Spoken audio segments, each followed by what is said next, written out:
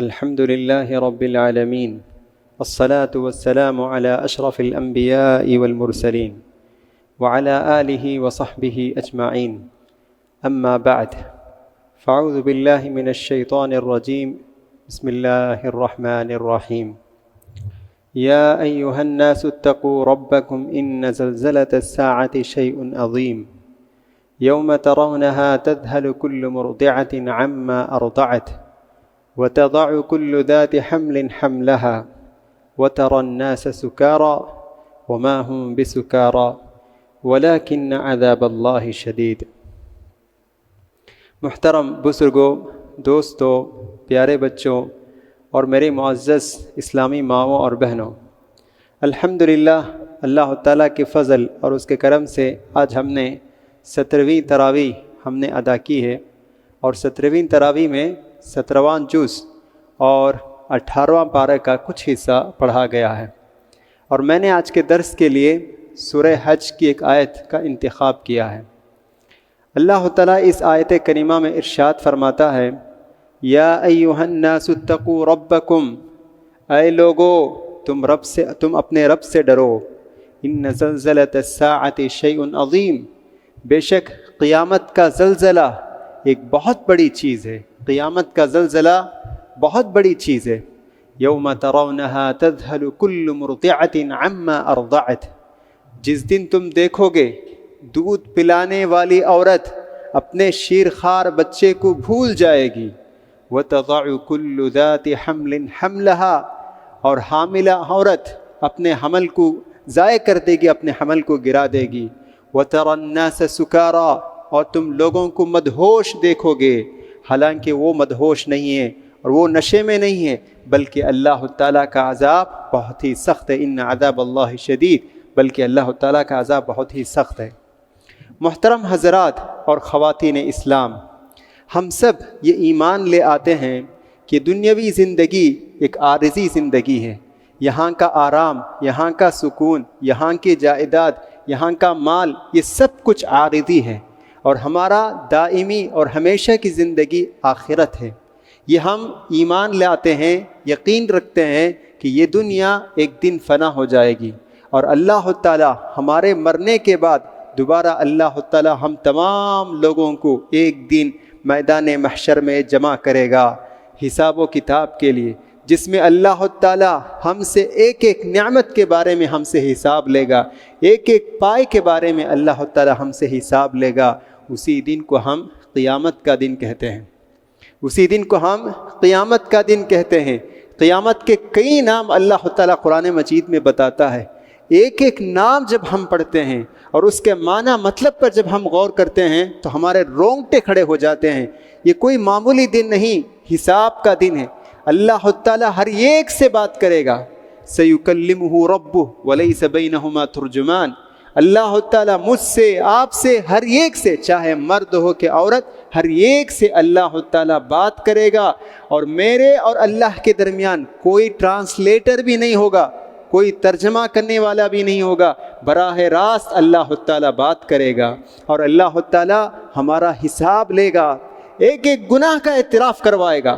یاد کرو اس وقت کو تم نے یہ گناہ کیا تھا، انسان یاد کرے گا اور اعتراف کرے گا، کہے گا کہ یاد کرو اس وقت کو جس وقت تم نے یہ گناہ کا ارتکاب کیا تھا۔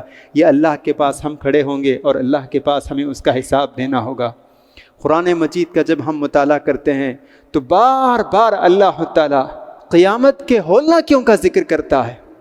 قیامت یہ کوئی معمولی دن نہیں، بہت بھیانک دن ہے، بہت بھیانک اور خوفناک دن ہے۔ اللہ تعالیٰ اس کا ایسا منظر بیان کرتا ہے، واقعی اگر کوئی ایمان لے آیا ہے اور دل سے اللہ تعالیٰ سے ڈرتا ہے تو یقیناً وہ رو پڑے گا۔ ایسے حالات، ایسے بھیانک منظر اللہ تعالیٰ قرآن مجید میں بیان کرتا ہے۔ میں نے آج اسی سلسلے کی کچھ باتیں آپ لوگوں کے سامنے عرض کرنا چاہتا ہوں۔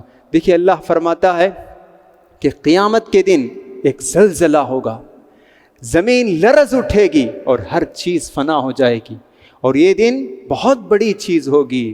اللہ تعالیٰ کہتا ہے، آج بھی حافظ صاحب نے وہ آیت تلاوت کی، اللہ تعالیٰ کہتا ہے یوم نطوی السماء کطی السجل للکتب، ہم آسمان کو کتاب کے ورق کی طرح لپیٹ دیں گے۔ سبحان اللہ، آسمان کی وسعت کا کوئی اندازہ کر سکتا ہے؟ آسمان کتنا کشادہ ہے، کوئی اس کا اندازہ نہیں کر سکتا ہے۔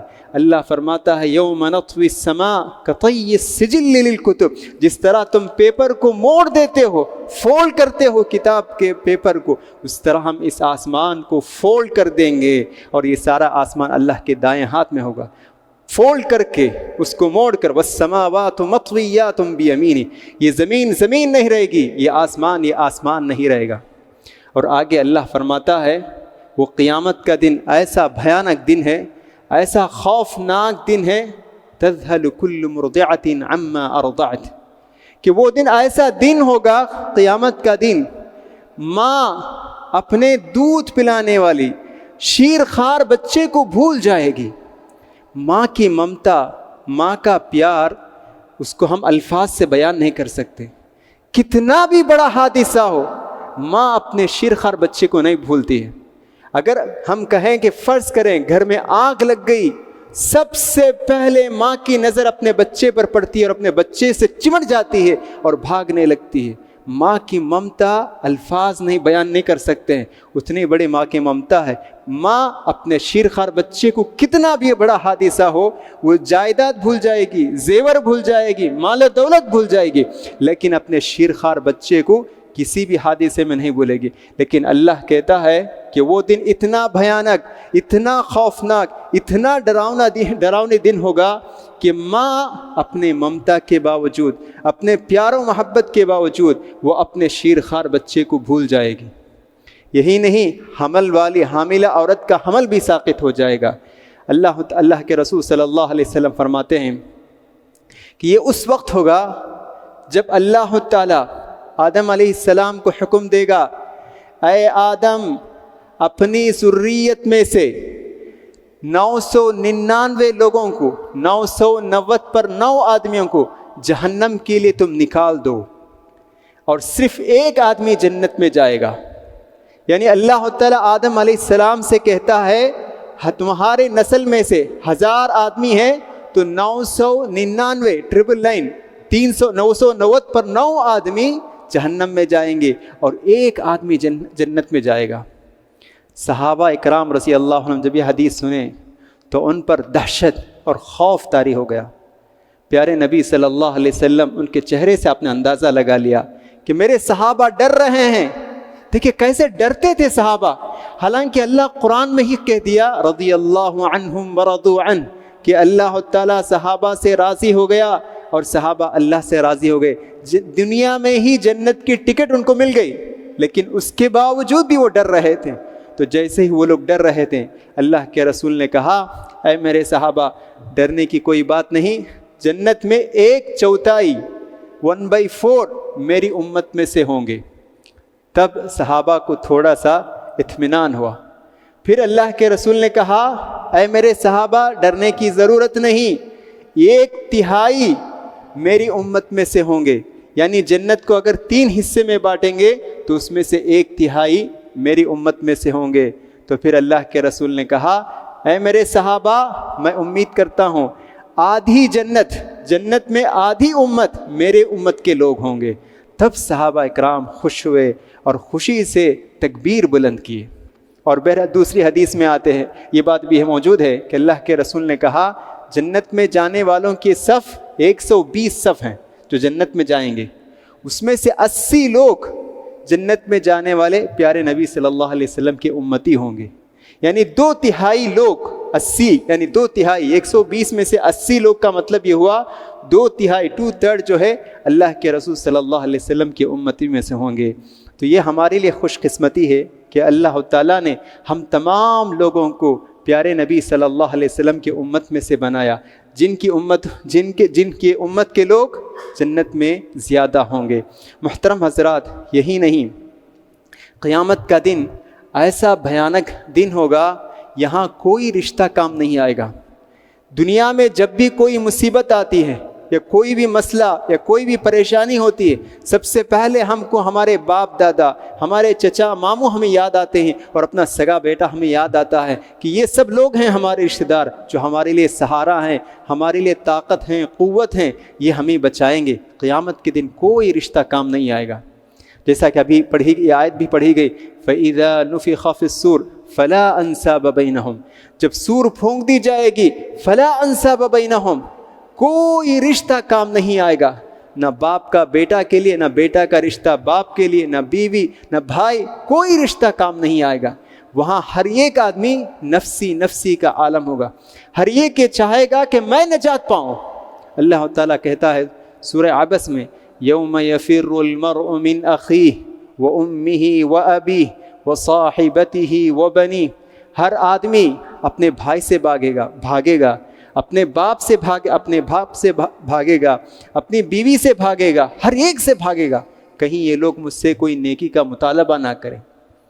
پیارے نبی صلی اللہ علیہ وسلم نے ایک مرتبہ اپنے لخت جگر حضرت فاطمہ رضی اللہ عنہ سے کہا، یا فاطمہ سلینی من مالی ما شئتی، اے میرے لخت جگر، میرے آنکھوں کے ٹھنڈک، پوچھو، مانگو، میرے مال میں سے جو تم مانگنا چاہتی ہو مانگو، میں دینے کے لیے تیار ہوں، جو مانگنا چاہتی ہو مانگو، میرے مال میں سے، میرے پاس جو کچھ مال ہے، جتنا تم چاہتی ہو مانگو مجھ سے، میں تمہارا باپ ہوں، میں تمہیں دینے کے لیے تیار ہوں، لیکن انقذی نفسکی، تم اپنے آپ کو دوزخ کی آگ سے بچا لو، اس لیے کہ قیامت کے دن میں تمہیں کچھ کام نہیں آؤں گا۔ سبحان اللہ، اللہ کے رسول فرماتے ہیں، نبی ہیں، رسول ہیں، اپنی بیٹی سے کہتے ہیں قیامت کے دن میں تمہارا کچھ کام نہیں ہوں گا۔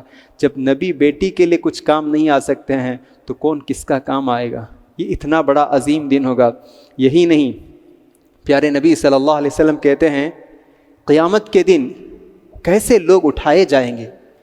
اللہ کے رسول فرماتے ہیں، یحشر الناس یوم القیامت عفاتا عراتا غرلا، کہ اللہ کے رسول کہتے ہیں جس طرح آدمی ماں کے پیٹ سے ننگے پیر اور بغیر ختنہ کیے ہوئے پیدا ہوتا ہے، قیامت کے دن اسی طرح قبر کے پیٹ سے ننگے بدن، ننگے پیر اور بغیر ختنہ کیے ہوئے قبر کی پیٹ سے اس کو اٹھایا جائے گا۔ سب لوگ قبر سے ننگے پیر، ننگے بدن نکلیں گے اور بغیر ختنہ کیے ہوئے میدان محشر کی طرف نکلیں گے۔ عائشہ رضی اللہ عنہا نے سوال کیا، اے اللہ کے رسول، سب لوگ ننگے اٹھائے جائیں گے؟ جن کے ننگے بدن ہوں گے، ننگے سر ہوں گے، بغیر ختنہ کیے ہوئیں گے، سب ننگے ہوں گے؟ اللہ کے رسول نے کہا ہاں، سب لوگ ننگے ہوں گے۔ تو عائشہ رضی اللہ عنہ نے کہا ایک آدمی کی نظر دوسرے آدمی کی شرمگاہ پر بھی پڑ سکتی ہے، یہ کتنا عجیب و غریب بات ہوگی۔ اللہ کے رسول نے کہا والامر اشد من ذلک، اے عائشہ، دوسروں کی شرمگاہ پر نظر پڑنا تو دور کی بات ہے، آدمی کی پریشانی اتنی زیادہ ہوگی اس کی طرف اس کی توجہ بھی نہیں جائے گی۔ سبحان اللہ، غور کیجئے قیامت کا کیسا منظر ہوگا۔ اور پھر آپ نے فرمایا اول من یکسا ابراہیم علیہ السلام، سب سے پہلے جن کو لباس پہنایا جائے گا وہ ہمارے نبی ابراہیم علیہ السلام ہیں، ان کو سب سے پہلے لباس پہنایا جائے گا، پھر ہمارے نبی محمد صلی اللہ علیہ وسلم کو لباس پہنایا جائے گا۔ اس سے بھی ہم اندازہ لگا سکتے ہیں کہ یہ قیامت کا دن کیسا بھیانک اور خوفناک اور اس کی ہولناکیاں کیسے ہیں، ہم اس سے اندازہ لگا سکتے ہیں۔ یہی نہیں، اللہ تعالیٰ قرآن مجید میں فرماتا ہے کہ اللہ تعالیٰ مجرم سے کہے گا فرض کرو اگر تمہارے پاس زمین بھر خزانہ ہے اور تمہارے پاس اعلیٰ اولاد بھی ہیں تو تم کیا کرو گے؟ تو مجرم، گنہگار، سیاکار، خطا کار وہ اللہ سے کہے گا یود المجرم لو یفتدی من عذاب یومئذ ببنیہ وصاحبتہ واخیہ وفصیلتہ التی تؤویہ ومن فی الارض جمیعا ثم ینجیہ کلا، مجرم یہ کہے گا پروردگارا، میری تمنا ہے، میری خواہش ہے، اگر یہ زمین بھر خزانہ میرے پاس ہو اور میرے پاس میرے خاندان ہو، میرے آل اولاد ہو، سب کچھ ہو، میں ان ساری چیزوں کو فدیہ میں دے کر میں اس عذاب سے بچنا چاہتا ہوں۔ تو اللہ کہے گا ان سب چیزوں کے بدلے میں نے تجھ سے ایک معمولی چیز میں نے تجھ سے مانگا تھا، بس میں نے تجھ سے مانگا تھا کہ تم شرک نہ کرنا، لیکن افسوس کہ تم نے شرک کیا۔ میری زمین میں رہتے ہوئے، میری نعمتوں سے فائدہ اٹھاتے ہوئے تم نے میرے ساتھ شرک کیا، اور آج تم یہ تمنا کرتے ہو کہ ساری چیزیں دنیا بھر کا خزانہ میرے پاس ہو تو میں اس خزانے کو دے کر میں اللہ کے عذاب سے میں چھٹکارا پالوں، تم اس کی تمنا کرتے ہو۔ یہی نہیں، ہم جو بھی عمل کرتے ہیں اللہ سے وہ چھپے گا نہیں۔ آج ہم جانتے ہیں بہت سارے گناہ کرتے ہیں، والدین کو چھپا دیتے ہیں، استاد سے چھپا دیتے ہیں، یا کورٹ میں بھی ہم پہنچ جاتے ہیں، جج سے بھی ہم کوئی مسائل کو چھپا دیتے ہیں یا چھپ جاتے ہیں۔ کسی طرح آدمی اپنے جرم کو چھپانے میں کامیاب ہو جاتا ہے، بلکہ سائنس اور ٹیکنالوجی اتنی ترقی پر ہونے کے باوجود بھی آدمی اپنے گناہوں کو چھپانے میں کامیاب ہو جاتا ہے۔ چور چراتا ہے لیکن پھر بھی وہ اپنے جرم کو چھپانے میں کامیاب ہو جاتا ہے۔ یاد رکھیے، لیکن اللہ کے محشر میں قیامت کے دن کوئی جرم چھپا نہیں سکتے ہیں، کوئی جرم چھپا نہیں سکتے ہیں۔ اللہ تعالیٰ فرماتا ہے قرآن مجید میں، اليوم نختم على افواہہم وتکلمنا ایدیہم وتشہد ارجلہم بما كانوا یکسبون، کہ اللہ کہتا ہے کہ قیامت کے دن ہم تمہارے منہ کو تالا لگا دیں گے، نختم علی افواہہم، تمہارے منہ کو تالا لگا دیں گے، وتکلمنا ایدیہم، تمہارے ہاتھ بات کریں گے کہ میں نے یہ گناہ کیا ہے، تمہارے ہاتھ بات کریں گے، وتشہد ارجلہم بما كانوا یکسبون، اور تمہارے جو پیر ہیں یہ تمہارے خلاف گواہی دیں گے کہ ہم غلط جگہ کی طرف ہم نکل کر جاتے تھے، ہم ان پیروں سے یہ ظلم ہم نے کیا ہے، یہ ہمارے پیر ہمارے خلاف گواہی دیں گے۔ انسان تعجب سے پوچھے گا تم میرے خلاف گواہی دے رہے ہو، یہ کیا بات ہے؟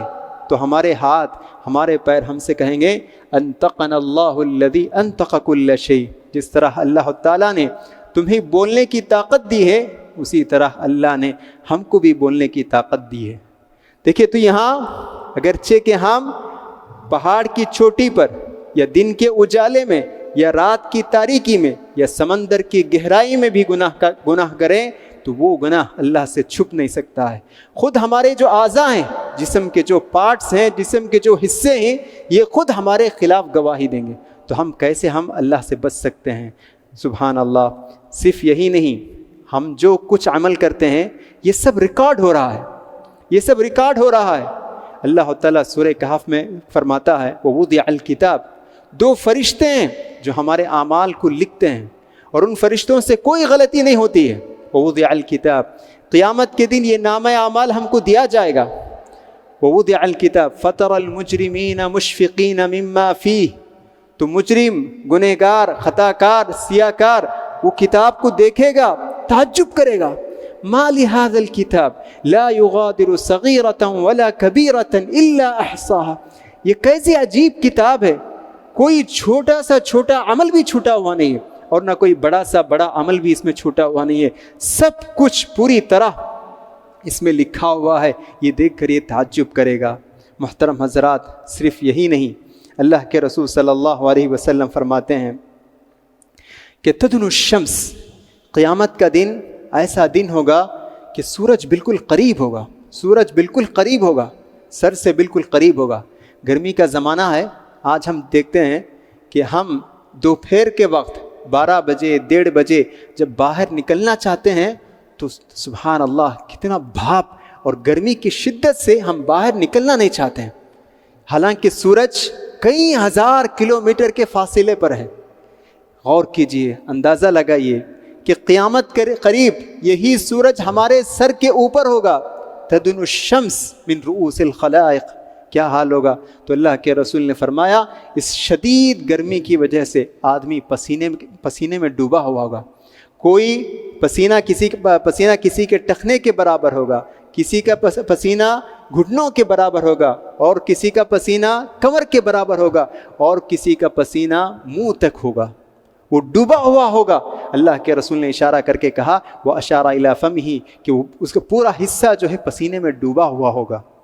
اللہ کے رسول فرماتے ہیں کہ 7 آدمی ہیں ایسے گرمی کے وقت میں اللہ تعالیٰ ان کو عرش کے سائے کے نیچے جگہ دیتا ہے، تو 7 لوگ ہیں، تو اس میں سے نوجوان بھی ہیں، بہت سارے نوجوان ہیں۔ اللہ کے رسول کہتے ہیں شاب نشأ فی عبادت اللہ، ایسا نوجوان جو اپنے نوجوانی کو عیش و آرام میں نہیں بلکہ اللہ کی عبادت میں صرف کرنا چاہتا ہے، ایسے آدمی کو اللہ تعالیٰ عرش کے سائے تلے اللہ تعالیٰ جگہ عنایت کرتا ہے۔ محترم حضرات، دیکھیے قیامت یہ آنے والی ہے، قیامت قریب ہے، یہ نہ سمجھیں کہ قیامت ابھی بہت دور ہے۔ اللہ کے رسول صلی اللہ علیہ وسلم 1400 سال پہلے آپ نبی بن کر آئے، اور اللہ کے رسول نے کہا انا والساعۃ کہاتین، کہ اللہ کے رسول نے کہا میں اور قیامت اس طرح سے ہیں، یعنی میرا آنا خود قیامت کی نشانی ہے۔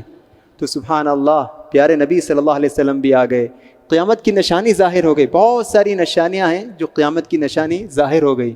تو ہم کو چاہیے کہ قیامت کی تیاری کریں، قیامت کے لیے ہم تیاری کریں، قیامت کے لیے توشہ تیار کریں۔ قیامت کے دن کوئی رشتہ، نہ کوئی مال، نہ کوئی چیز کام آنے والے نہیں، ہمارا جو عمل ہے وہی ہمیں قیامت کے دن کام آئے گا۔ لیکن ہم دیکھتے ہیں کہ ہم ابھی تک بھی غفلت میں ہیں، غفلت میں ہیں۔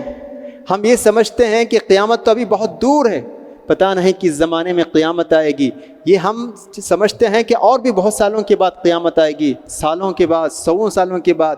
ایسا نہیں ہے، قیامت قریب ہے۔ اور ویسے بھی اللہ کے رسول کہا جاتا ہے من مات فقط قامت قیامتہ، جو آدمی انتقال ہو جاتا ہے اس کی قیامت کا مرحلہ شروع ہو جاتا ہے، قبر ہی سے قیامت کا مرحلہ شروع ہو جاتا ہے۔